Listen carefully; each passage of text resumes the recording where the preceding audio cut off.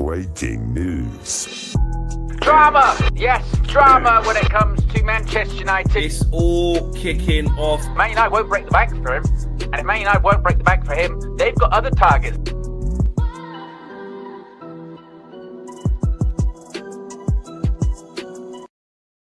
Bryan Mbeumo has become a Manchester United player. Breaking news, obviously, last night.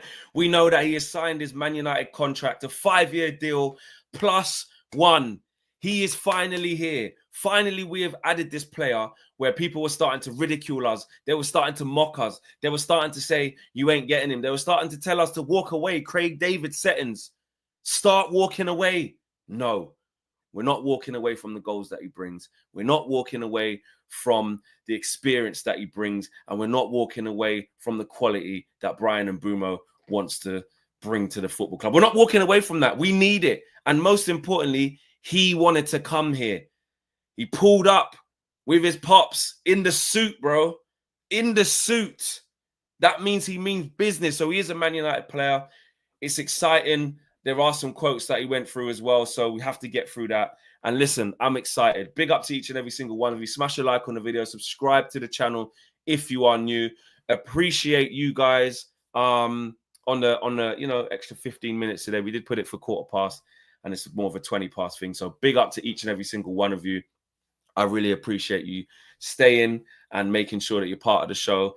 As you know, there's loads going on. It's tour tomorrow. We've got loads to sort out. There's loads of things to sort out, yeah? And also, while I've got your attention, which I'm going to keep mentioning throughout the show, is this straight away. You can see it there to my left, yeah? Right there. Well, to my right, really, but you get what I'm saying. Yeah? Flex and KG show live at the Longacre Tavern in New York City. Scan the QR code right there. Tickets $25. Scan the QR code. It'll take you to Eventbrite. You can get your ticket. It's our very first show, our very first live show, man. Excited to do it. You know, it's taken a while for us to do it, but oh, look at that. Where transfer at the end is. Look at that disgrace. Josh is an absolute disgrace. He's a cheat. Yeah. Josh, if you're watching, which he won't be because I know he's busy this morning, so we quickly did that. He's made a typo. But big up to Josh. Big up to Josh because actually, again, when it's all hands on deck, yeah, like quick, do this, yep, do that. Sometimes things can happen. So I'm not going to get onto him. I know Josh is preparing an awful lot to be ready for tour. You know, you talk about intros that are coming, graphics and stuff. There's so much, you know, there's so much. So I'm not gonna get onto him for missing out the N in transfer on that last one there. We'll leave that because like Steffi says, Josh is top notch. Yeah. You know what I'm saying? You know what I mean? So, but well noticed. I like that. Everyone paying attention to detail. I do like that. But yes, as I was saying, it's our first Flex and KG live show in Longacre. We're doing it at short notice, we understand. So, you know, we do hope that people can turn up and people actually come. But yeah, I'm sure. So yeah. Right, we'll quickly go through Bryan Mbeumo because of course that was from last night. We know that. I was at TalkSport last night, so we didn't have we didn't have a show last night as well. So it's fitting that we do it this morning. You know what I'm saying? It's all hands on deck at UV. It's all hands on deck. Sometimes it happens, you know. You don't win SJAs, yeah. You don't win SJAs if you're not on it, if you're not busy. You know what I'm saying? So big up to each and every single one of you. But yes, the statement did read as per Man United. Man United is pleased to confirm that Bryan Mbeumo has joined the club, subject to registration. The Cameroon international has signed a contract until June 2030 with the option to extend for a further year. Last season, Mbeumo scored 25. He is 25. He scored 20 Premier League goals, the 4th highest in the league, and registers a further 8 assists. Since Brentford's promotion to top flight, Mbeumo has averaged an impressive 18 goal contributions per season. Here's what Mbeumo said. And I think these are the things that is really endearing people to the signing, not just the quality, but it's how much he wants to be here. Bryan Mbeumo said, as soon as I knew there was a chance to join Man United, I had to take the opportunity to sign for the club of my dreams. Yeah. the team whose shirt I wore growing up. He goes on to say, my mentality is to always be better than I was yesterday. I love that. I know that I have the spirit and the character to reach another level here, learning from Ruben Amorim and playing alongside world-class players. Everybody told me about the environment that is being created here and how exciting the plans are for the future. This is a massive club with an incredible stadium and amazing fans. We are all really determined to challenge for the biggest trophies. Jason Wilcox added his 10 pence as well. He says Brian's goals and assists record in the Premier League is exceptional. His remarkable consistency has put him amongst the most productive players in England for the last 3 seasons, which is just a fact. Brian's belief in our project and determination to join the club confirmed that he was the perfect fit for Manchester United and the culture that we are developing. Keyword developing, i.e. it's an ongoing process. Like they say, they understand that the culture is not where it needs to be, but it's developing. And lastly, he says, we are delighted to have secured another one of our primary targets ahead of the pre-season tour. The experience in the US will be perfect, will be a perfect opportunity for Brian to work with Ruben and his new teammates as we prepare for an exciting season ahead. So listen, all of the formalities that you would expect from, you know, a new signing. Let's be real. It's everything that you'd expect from that. I think most people are just made up with, let me get rid of that. Most people are just made up with the fact that he's just really happy to be here. Do you know what I mean? Like it's how much he wanted to come here. Said no to Spurs. You know, I think there was interest according to, I think David Ornstein earlier on saying that, you know, Arsenal were looking at him. Newcastle United were looking at him. So he had interest, man. He's turned down Champions League football to come to Man United, you know. And like he said, it's the shirt he wore as a kid. So he's clearly a Man United supporter or very fond of Man United, as most players, especially foreign players. A lot of foreign players when they were younger. Do you know what I mean? Man United is their team, or was their team. And he just said, nah, I'm going Man United. I'm not going anywhere. Didn't agitate for the move, not talking out loud, no commotion, just kept humble, kept quiet, didn't say a word. You didn't hear a peep out of his camp, kept patient, also respected Brentford, which is good because they're the club that's given him everything, spent 6 seasons there, you know, from Griffin Park to the G-Tech Stadium, become a real fan favourite there. And great. I know, you know, look, Aria says there, who saw what Neil Warnock said, that we overpaid for Mbeumo. I haven't seen that, but if he did say that, like a lot of people are saying that, but I say this to that. The going rate for players who have this type of impact is this. It is this. Like, you know what I mean? This is the going rate. You can't change that. Like, if you want Premier League proven players, you have to pay Premier League proven money. The market is inflated. It is what it is. What are you going to do about it?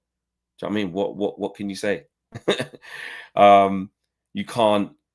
You can't say to yourself that, oh, you want to get players that are top. You want to get players that are, you know where the back of the net is and understand the league. But at the same time, you don't want to, you know, pay the money. You have to pay the money. It's as simple as that. Right, let's go to the super chats. Ray Carr says, yes, Fleck Mbeumo is here. Pick up to you.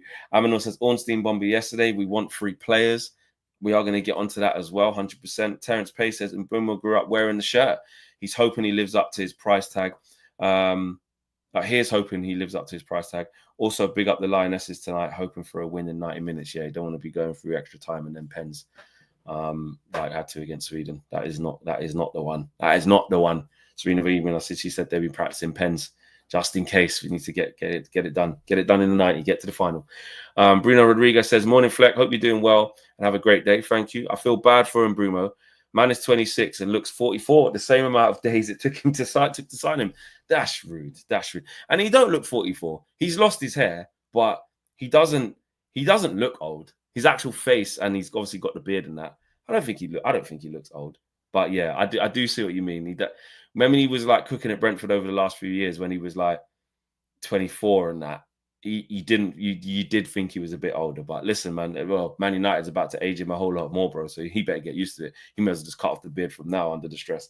Lil Yo-Yo says, you and Mbeumo need to do a Spider-Man meme. Listen, if I can do that, that would be funny. that, that would be funny. Maybe I should, yeah, maybe we should think of something funny. Maybe we might try and work on something. But the thing is, yeah, I don't actually look like him. It just worked when X merged the two together. It's just hard to unsee. I don't think I don't have a big beard like that. I'm not far off bald, but I ain't as bald as him yet. Do I actually look like him? Really? Honestly. Like, it was a brilliant merge that just worked. But I don't think if you said, "Oh, what player does Flex look like?" I've had. Do you know what I've had in the past? These are the players that I've actually had that I go, actually, yeah. People have said that I look like Nicholas Anelka. People have said that I look like, who did I say? Jermaine Defoe. And someone else, one time someone said I look like, God rest his soul, Kobe. I remind them of Kobe. Those are the only McGoldrick. But then McGoldrick's almost like the Mbeumo thing. Do you know what I'm saying? But yeah, it is what it is. It's a bit of fun though, but I like it. Someone even was talking about Mbeumo on X, yeah. Mark, yeah, actually Babel, actually, yeah, I've had that before. Someone was talking about Mbeumo, about, it was something serious as well, yeah. Like, just not serious, like just about transfers or whatever, and use that picture of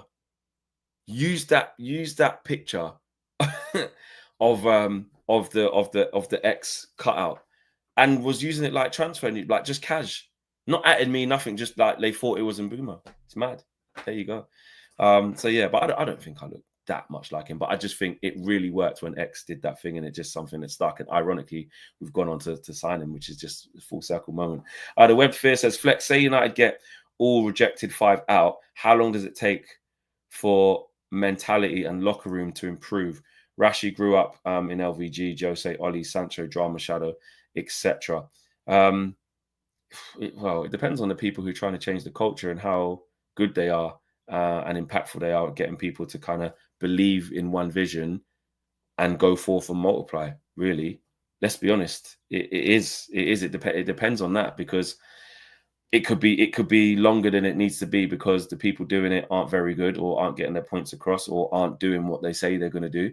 Or it can be a lot faster because people are executing decisions that are the right things to do. They're being diligent. They're bringing in the right characters, one after the other, and the strike rate is high. And then it doesn't have to take 2, 3, 4, 5 years. 2, 3, 4, 5 years to change the dressing room mentality at Manchester United. It doesn't need to take that long. It doesn't. So, yeah, I hear what you're saying on that, but I feel like you can't. It's difficult to put a number on it, right? You know what I'm saying? It is difficult. And during the show, we are going to talk about Sesko being too expensive and the pivot now to United sales.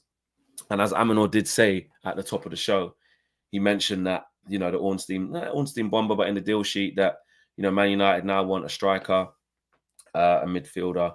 I think it was a goalkeeper, which is what we want to hear. You know what I mean? Because that is exactly what we need. But, you know, Mbeumo being done, it's over, and he is going to be on a plane to America, which is good. The team leaves, I believe, on Tuesday. I think they fly out tomorrow.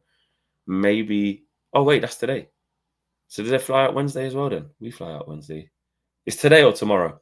But he's going to be on a plane to the US anyway. I was speaking to the security team in Sweden, and they were like, "Yeah, he was at Carolyn on Saturdays, and they expect him to be there, depending on, you know, whether he's sorted out, you know, where he's living and stuff like that." But they fly out today, so that's good.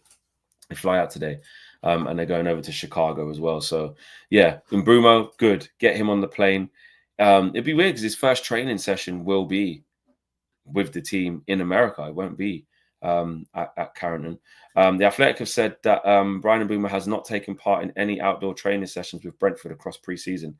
Instead, working in the gym before being given time away to complete his move. He would need to get up to speed with Man United. So that's another thing. We do have to be understanding of that. It shouldn't take him long. But, you know, we don't want to expect miracles on tour. So I think that the new, he might be used sparingly to get him up to speed. But listen, the preseason is the preseason. That's what it's for. It's for getting him up to speed. It's for making sure he's fit and ready to go to start against Arsenal, mate. That's start of the season opener. That's it. You know what I'm saying? So yeah, all right. No one's expecting him to come in and start the game against West Ham and play 90 minutes. You know, he might not even be in the squad for West Ham. Maybe he won't be. I don't know.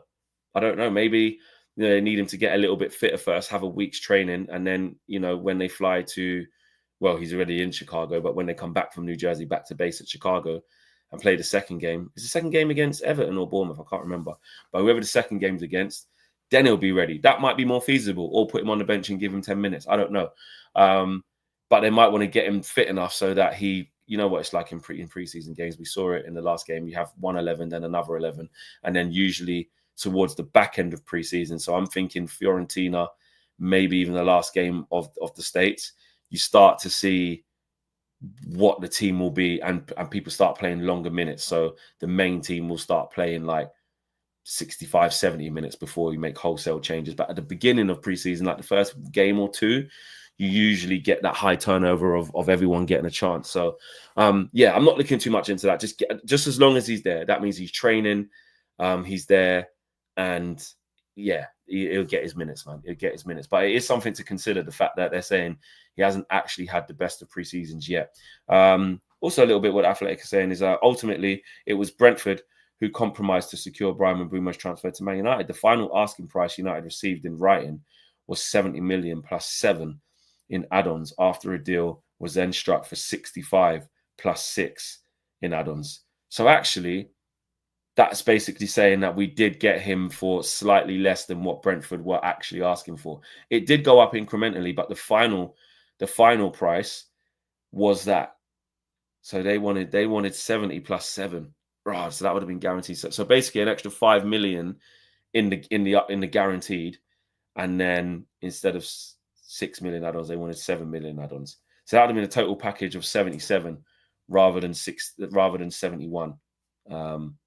So yeah, I mean, look, it is what it is. It is what it is. Good. We save 5 million. That's what I want to hear. We need to be saving money. Brian Mbeumo's first interview with Man United will be released at 12 o'clock as well. So that'll be good. We can look forward to some more quotes from him. Am I missing anything else? No, Laurie Whitwell's done a piece here.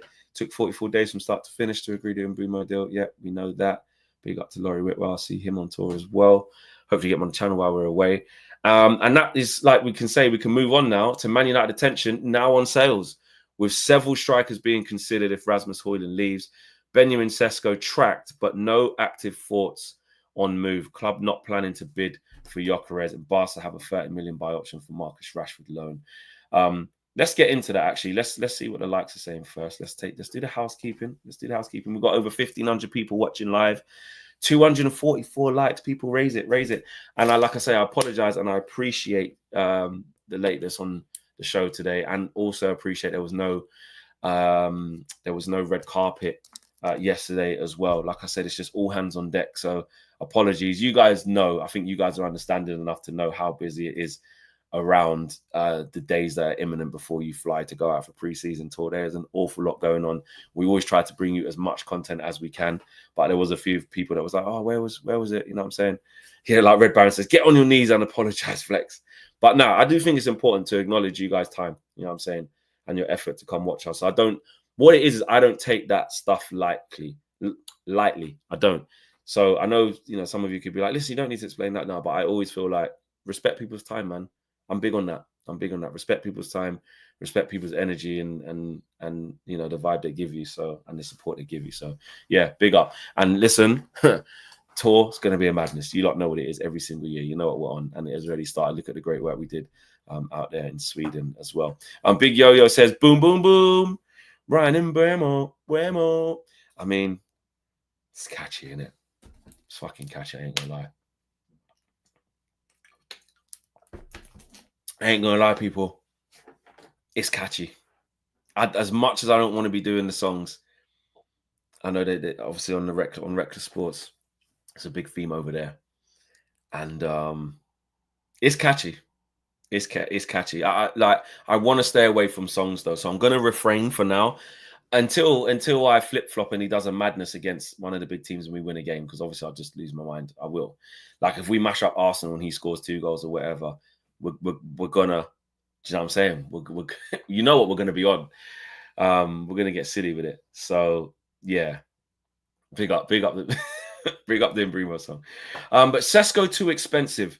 We were talking about this yesterday, and this is interesting, and this links into what we were all talking about on the show yesterday. Shout out to everybody that was here yesterday. We're on our way to 2,000 people watching live now, which was about the same as yesterday. So it's probably all of you that were here yesterday. But if you wasn't, I ran a poll yesterday.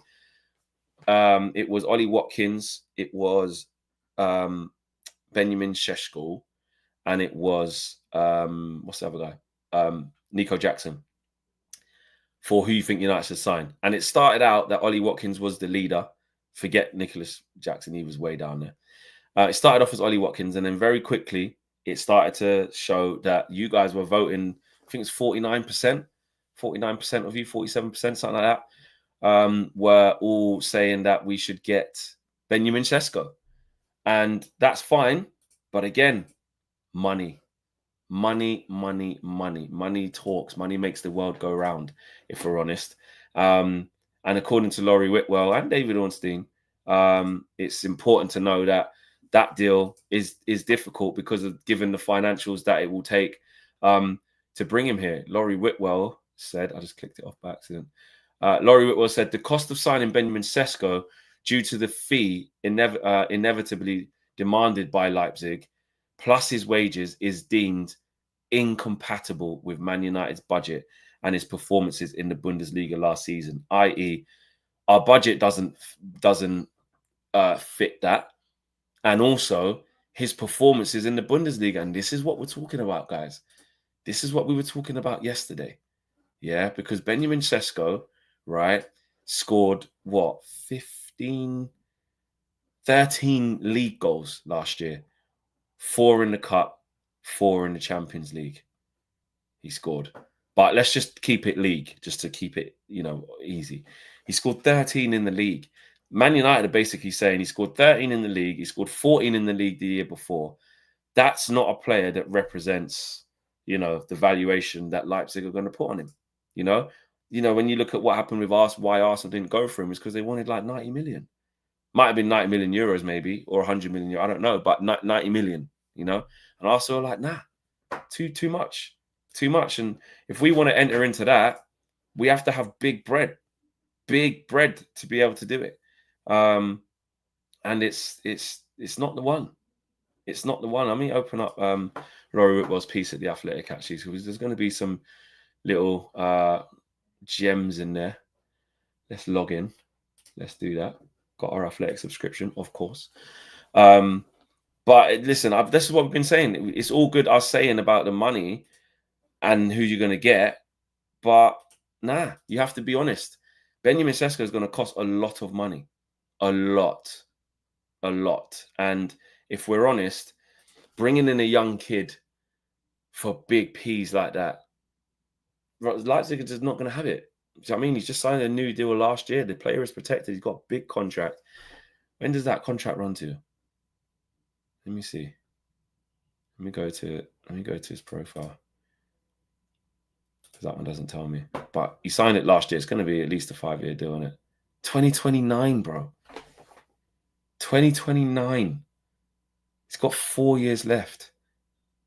Do you know what I'm saying? Yeah, last year, June, got the extension. Contract expires June 30th, 29.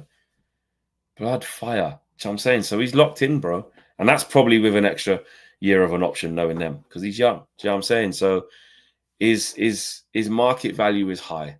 His market value is high, and we can't afford it. We literally cannot afford that.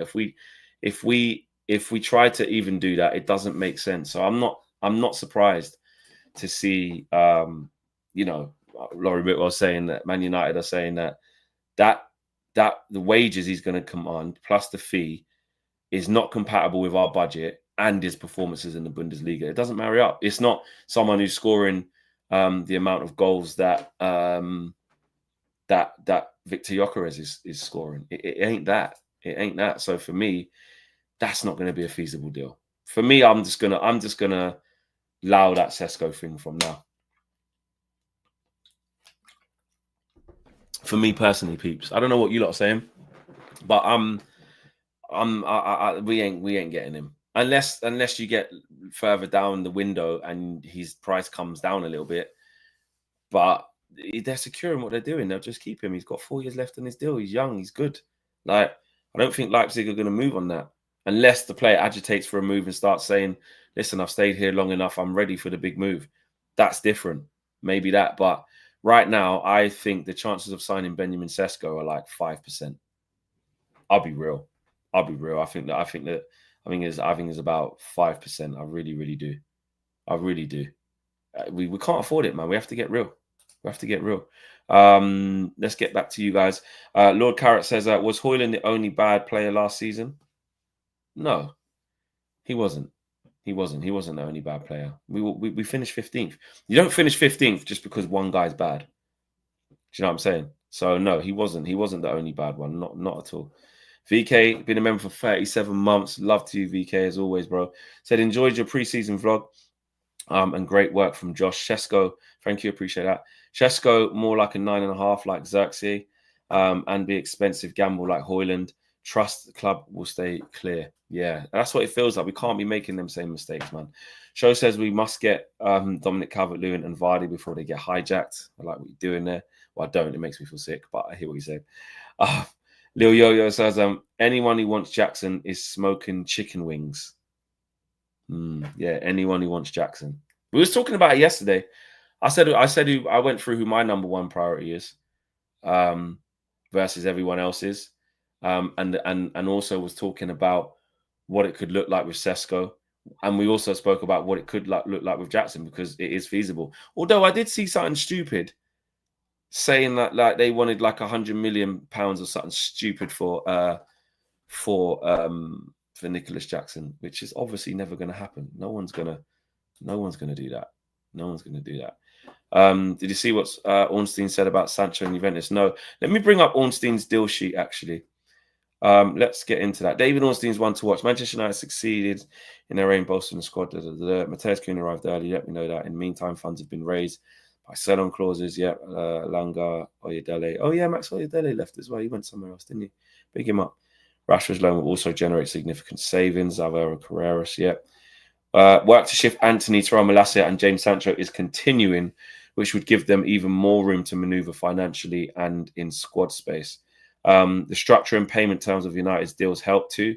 United underwent a drastic cost-cutting process, which included a waiver of redundancies, and that was partially aimed at investing as many resources as possible into the football side of their operation.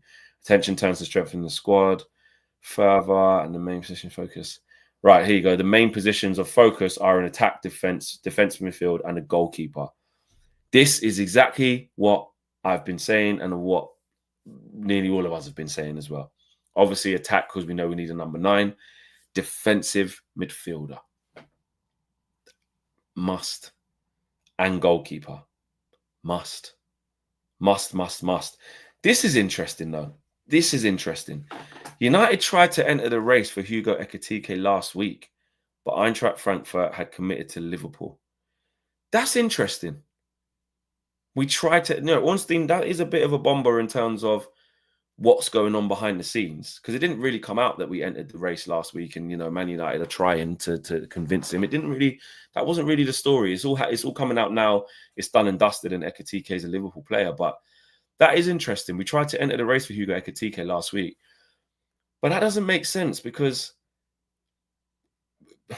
money-wise, Ekitike's bread. Yeah, he's 69 million with 10 millions in add-ons. So he's 70 million pounds. We don't really have that, do we? So why did we try and enter? What did we try and enter the race thinking? But it was all put to bed. But then this is interesting as well. Then they then inquired to Sporting about Victor Gyökeres, but Striker has made it clear he's interested only in joining Arsenal. So we did try again. And it makes me think, why? Was it like last chance saloon? Like, we know they're going, but let's just double check. Is there a way? Which shows that it's showing me, that they would potentially trying to go big for one of the big names.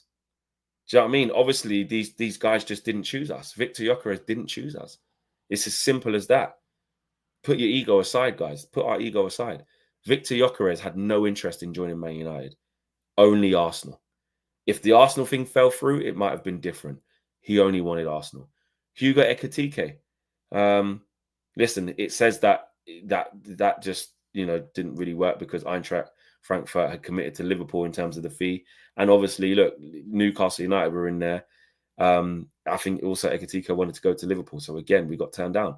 He goes on to say Benjamin Sesko, Ollie Watkins, and Nicholas Jackson are names that feature on the recruitment list at many leading clubs, and each has recently been linked to United. Talks have taken place about that trio, which is normal, but they are not being actively pursued due to the costs. That can change as the window progresses, especially if their prices come down. However, United are placing greater emphasis on alternatives. Another number 6 deep line midfielder is on the Old Trafford agenda. If a keeper is acquired, it does not necessarily mean Andre Onana will depart. When I was saying this to KG on the Flexing KG show, all the different shows we were doing, I remember the shows, and I was saying, listen, bro, I don't wish this because we need it all, but please do not downplay how much significance and how important it is to get a midfielder. And KG was sort of on more of the, I don't know, man, everyone's being harsh on Ugarte. Like, he's going to be better next season. Like, he didn't really, and maybe if KG's watching, he can correct me. I didn't feel like he thought that it was a significant thing. We're seeing now it's a significant thing. Amorim said it. First game back against Leeds. Who was it? Tanada, the number 22, and flipping Ethan Ampadu, bro. We're taking a piss out of us in midfield. Taking a piss out of us. And I'm so sure of it in my mind, with my assessment of things personally, that it's going to be a massive problem for us if we don't get one in. Because, like I said, Bruno and Cunha is brilliant. But we have a massive problem in midfield. Even more so now, Bruno has to play in it. I'll be honest. Bruno proved that he can, it doesn't matter what position he plays, he still has impact. Like he did that last year. He played in the 6 positions. He played in those 10 positions, right? But now more than ever, because the emphasis on Brian and Mbeumo and Cunha coming in, they're going to have them spots where you'd imagine. Bruno playing back one now for the whole season as actually that player. He was sort of intermittent. That's an issue. I think that's an issue because you're trying to pair him with the central midfielders that we currently have that aren't the right ones. It's not it. No, not Ndidi. Not Ndidi retrograded. No, that's not the answer. It's not. Kenny Fan TV says, nah, Bruno crap in midfield. He has no impact at central midfield. This is what I mean. It's not his best position. Kenny Fan TV says, fine, disagree with you on that one, Flex. Fair play. What I do agree, Kenny, though, is that he's not as effective playing there, 100%. He still found a way to have a good season for us last year. He was our player of the year by a mile. But he still had large, portions of the season where he wasn't playing well, not doing what he needed to do. So, yes, I am under no illusions that Bruno playing back one in the midfield is going to get it. Bruno being 50% of our midfield is a disaster, says Declan Murphy. And it's not because Bruno's a bad player. It's because I listen, you know how much I back Bruno. Whenever there's Bruno slander, I'm the first to dispel that myth.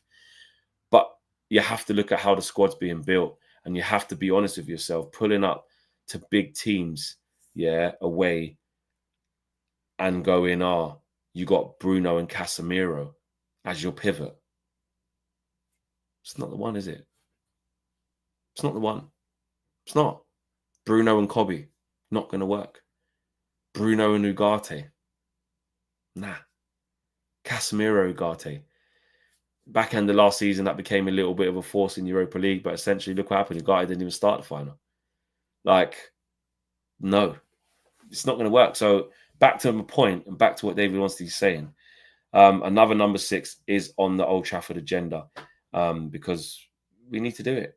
We need to do it. Where do Man United need to improve before the end of the window? In goal, Onana and Atabande have made errors, and an upgrade would make sense. This is more of an opinion piece, actually, rather than what else we're hearing.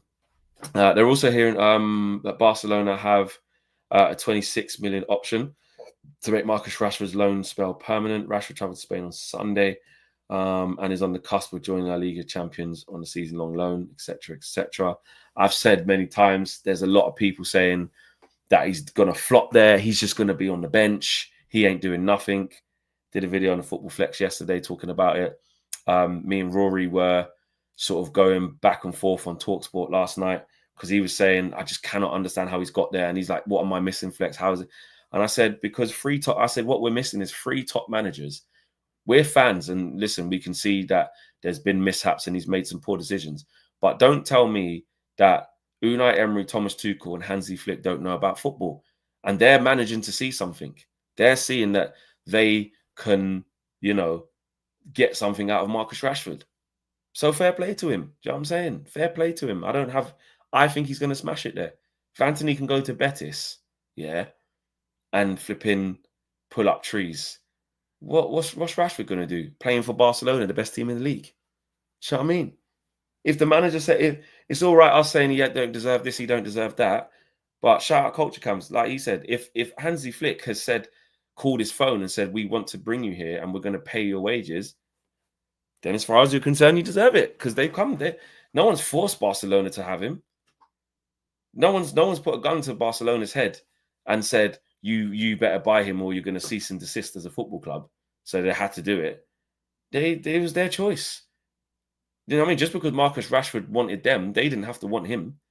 So, yeah, listen, I just think we cloud the lines. I'm always very fair with Marcus Rashford in terms of calling out the bits that are the accountability on his side of maybe why things have gone wrong, but also not making him the one single scapegoat to Manchester United's problems. Do you know what I'm saying? It's that simple. So if someone's got to move to Barcelona, you can question how they've done that because they haven't been good, but also you can change it to ask a different question. What are we missing? Why couldn't we get the best out of Marcus Rashford? There's different questions to be asked. So we'll see. So I don't see why some people are hating on Marcus Rashford to want him to go there and fail to be proved right. That makes no sense to me. I don't think any proper Man United fan, I don't think you're a proper United fan if you want, like you willingly want Rashford to go there to fail. So you can say, I was always right that he was never going to fulfill his potential. I don't get that.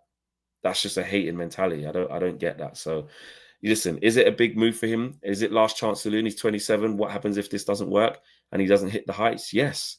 He has to consider all those things and live with those things. It's his career. But what I think is out of order is people just trying to shit on the move like he should never be there. Like, yeah, you can say that he hasn't played the best football and that, but bro, if three top managers in football have all seen something, then who are we to say any different? Who are we to say any different? You know what I'm saying? So yeah, I wish him all the best, man, and I'll be supporting that move. You know what I mean? I want him to do well. I want to see. I'm excited to see Champions League games with, Rashford either coming off the bench on the left, and you've got Lamine Yamal on the right. What's his name? Rafinha could be in the middle. Dani Olmo, like his mouth watering. Pedri, Gavi. Oh my days. Yeah, like what Sheringham was saying. What Teddy said. Like he was saying, I hope he don't get the move. Like, nah, man, that's too strong. That's too strong. That's too strong. Where should he go? Do you know what I'm saying? Where would what? You know what I mean? Barcelona want him, bro. What should he do? And the fact that they want him means that they think he's good enough to play there. And time will tell. Do you know what I'm saying? So I don't get why Teddy Sheringham was going so. Like, again, talk about, wow, I'm surprised he's got to move there and this. But when you start saying like, boy, I hope he doesn't get that. I'm just like, nah, come on. I'm not a Rashford fanboy. I'm not at all. I've been very critical of Marcus Rashford. I've been very open and honest at the fact that he needs to leave. And, I definitely condemned it when, that the whole Dublin thing happened as well. You know what I mean? Yeah, I was disagreeing with Rory and shout out Amos from one of the Man City channels because they were basically saying that they don't agree with this rhetoric and this notion that Jack Grealish hasn't lived up to what he was supposed to live to. I just put my hand up. I said, excuse me, actually, I completely disagree with that. Yes, he was good in the treble season, but this guy hasn't lived up to what he's meant to be doing. And when he's walking in drunk, steaming, and, doing the wrong things off the pitch, everyone celebrates that. Do you know what I'm saying? But if that was Rashford, when it was Rashford, because he's out late in Dublin and not coming back for training and stuff, which is wrong, by the way. It's not treated in the same way. You know what I'm saying? But the difference is, I think the people, like you said, because the team isn't as successful, it's easy to tarnish Rashford with that. It is. It is. So because City, he has actually won the treble and he was actually all right in that season, it basically masks all the other things that he does that ain't quite right. Why is Pep banishing him from the squad? Why is Pep saying you're not coming on the plane bro? You're not starting games, leaving him on the bench bare games because you don't like what he's seeing. But there's not much of that as made of that as, you know what I mean, Rashford getting exiled from the squad. It's easy to jump on that. So both sentences are true where both have not reached their potential, but the energy of how people discuss it is not there. And there are undertones, 100% Shramp, I'm not afraid to say it. There are racial undertones. There are. We see it all the time with the way sometimes black players are reported on in the media. It happened to Raheem Sterling. Look at the thing that happened with when Raheem Sterling bought his mum a yard versus when Phil Foden bought his mum a yard. Do you know what I'm saying? When you start talking about Rashford's chains and Rashford's cars and Rashford's clothes, it's not to do about football. Do you know what I'm saying? It's about sometimes some people don't want to see a confident black man doing what he loves, but you muddy the waters of criticism of him not playing well, which I have no problem doing, and then talking about something that is unrelated to that. And that's fair to say. I don't care if that causes offense. That's just the truth, how I see it anyway. Yeah, you can talk about somebody's footballing decisions and what's going on, and how their career has stagnated, and you can talk about the reasons as to why it stagnated. Is he making the best decisions off the pitch? Is he as motivated as he needs to? When things aren't going well, is he working hard enough on the pitch? Those things we can see with our eyes, whether you're black, white, blue, or pink, you can see with your eyes. But when you turn that conversation into, what's the point in driving that Rolls Royce? Dean Saunders did it. What, like, I don't see what that doesn't have anything to do with anything. It doesn't. There's nothing to do with it. If he drove a Mini, it wouldn't make it any better. It wouldn't. So yeah, it doesn't make any sense to me. It doesn't make any sense. But yes, Rashford. So I think he's going to do well there. I think he's going to do well, and we'll see how that move turns out. But it gives us wiggle room. What else is going on the deal sheet? It says, what else are we hearing? That's not to do with us. Xavi Simons, not to do with us. The rest of it, not to do with us. Adamola, no. Arsenal. Then it goes on to Arsenal. Don't care about Arsenal, mate. Don't care. But yes, we have to pivot to sales. So there you have it, people. Right, let's get the finish off your super chats. Joyner said he's going to respond round 2. Says Tabres. Tabs, bro, there's no point Joyner Lucas responding to Skeppy, bro. He's lost already. Just his new album's out. Just go on the album rollout and enjoy it. I like Joyner Lucas. He's all right, but just leave it with Skepta, bro. He ain't the one. That first cutback was so dead, bro. There's no point. We don't want to see that. Skepta should move on to someone else, bro. We don't want to see that. Lord Carrot says, then why are we trying to sell Højlund? What do you mean? Because we need to sell him. I don't understand why we wouldn't want to sell him, bro. What do you mean, Lord Carrot? I don't know. And Fitz says, why is everyone stressed? It's the 22nd of July. Well, we've got 2 players in before tour, which is good. Let's see how quickly we can keep moving. You know what I'm saying? Let's see. Let's see. Right, people, smash the like on the video. Subscribe to the channel if you are new. We'll be back with any breaking news, of course. There should be a Flexing KG show later on. I'm not sure. KG's busy. He's doing a lot of podcasts, like, again, trying to put loads of things in the can. He's got Expect Foolishness. He's got Unfinished Business. Everyone's busy. There's so much because we want to be making sure we are locked in for tour for you guys. So, yeah, watch this space on that. And remember, before I leave you guys, please, you can scan the QR code there to buy your tickets if you are going to be in New York City, the Long Acre Tavern, the first Flexing KG show live. Can't wait for it as well. It's going to be brilliant. So yeah, we're looking forward to that as well. Big up to each and every single one of you. No, come on, Samuel. We're not having that. Skepta was trash also. No, he wasn't, bro. That is USA bias. We're not doing this. We're not doing this. I'm on my way to America. Let me become a war with you lot. Yeah, respect our hip hop thing. But actually, Giggs was right with what he said. Anyway, different podcast, different story. I'll leave it there. I'm out of here, guys. Take care. Peace.